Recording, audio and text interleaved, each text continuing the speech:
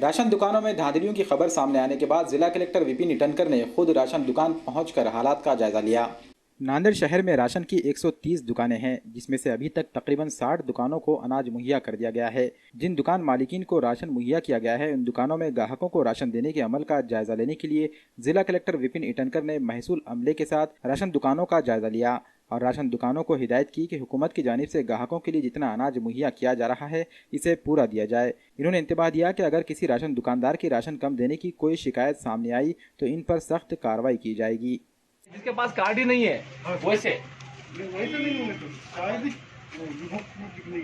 Election से पहले जिसको कार्ड नहीं है कार्ड दो ये चीज का बोल के काम कर रहे थे, उसमें तुमने फॉर्म जमा नहीं करेगा? नहीं तो नहीं शायद निकली है थोड़ा शायद क्योंकि खूप अरे आपले दोन इश्यू आहे, एक तर जे एनपीएच कार्डवाला त्यांना पेजच करायचं आहे, त्यासाठी आपल्याला पीएचएच मधले इनएलिजिबल उडवावं लागेल, ते आपण आता कुठे काढणार आहोत। इलिजिबल नहीं कर लेगा। हाँ बस, लेकिन उसके लिए पहले पोर्टल ठहराना पड़ेगा ना कि पीएचएच मधले एवढे इलिजिबल आहे। केलं ना आपण या